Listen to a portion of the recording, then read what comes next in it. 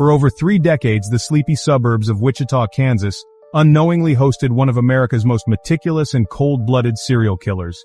He wasn't a drifter, he didn't hide in the shadows, he went to church, led Boy Scout meetings, worked a city job.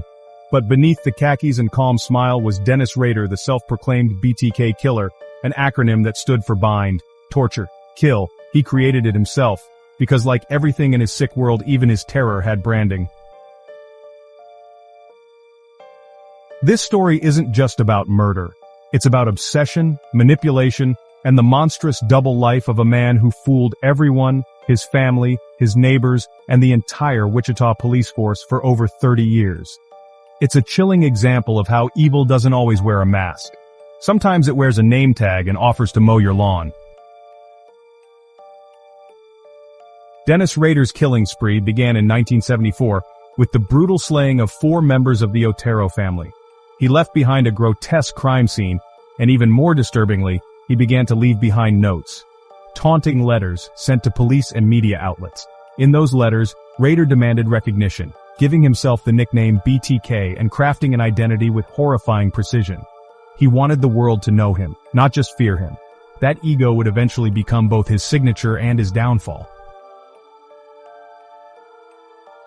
He wasn't erratic, he was organized. He stalked his victims for weeks, studying their routines, sketching out plans in meticulous detail. Each killing was ritualistic, not just about death, but about control. He wrote about the thrill he got from watching the life drain from his victims. But even when he wasn't killing, he was fantasizing, planning, scripting his next strike like a twisted playwright. What made BTK especially terrifying was his ability to blend in. He married, had 2 children, served as president of his church council, and worked as a compliance officer for Park City, Kansas. He even issued citations to his neighbors for minor code violations with unnerving seriousness. Imagine the horror of discovering that the same man who warned you about your grass height had secretly murdered 10 people, including children, and photographed their lifeless bodies for his own sick scrapbooks. The BTK Killer's crimes continued through the late 1970s and into the early 1990s, and then, silence. Wichita began to breathe again. People assumed he was dead, imprisoned, or had simply disappeared into legend.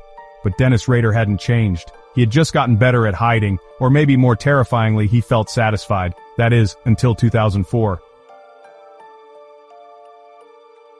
After years of silence, Dennis Rader just couldn't stay away from the spotlight. His ego, it demanded attention. So, he resurfaced, taunting investigators and the community once again. But this time, his arrogance would be his undoing. On the 30th anniversary of the Otero murders, a local newspaper ran a retrospective article. And that was enough to stir the monster back to life. Like a fading rock star craving attention, Rader returned to the spotlight.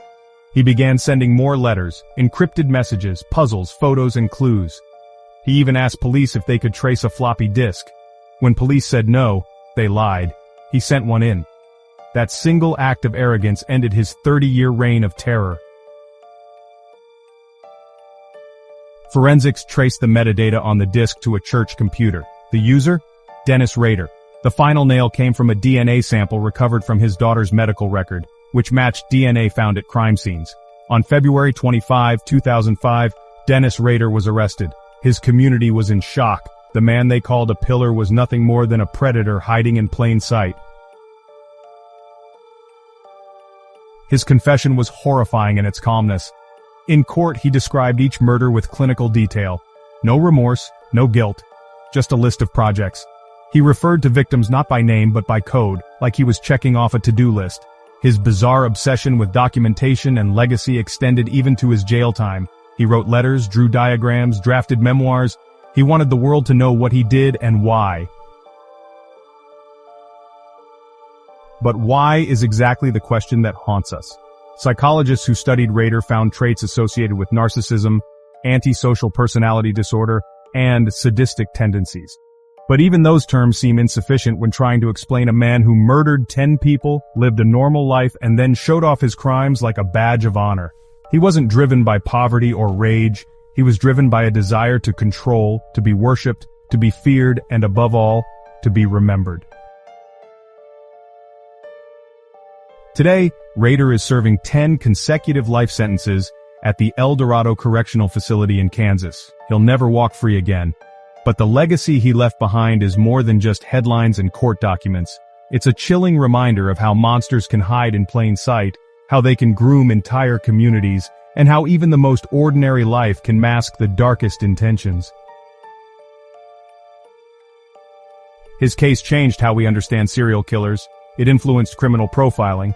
It led to new methods in forensic investigation, including digital metadata analysis.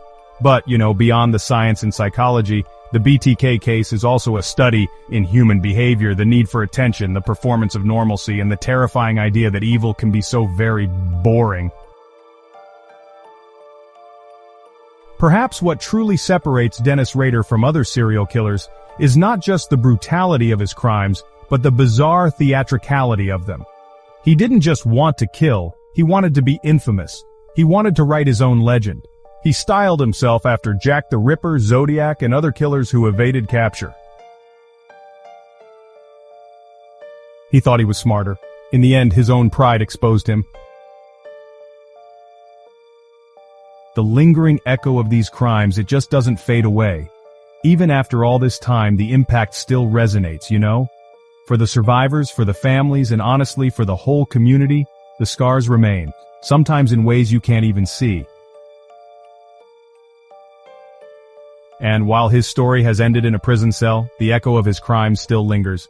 Survivors, family members of the victims, and the entire community of Wichita were forever changed.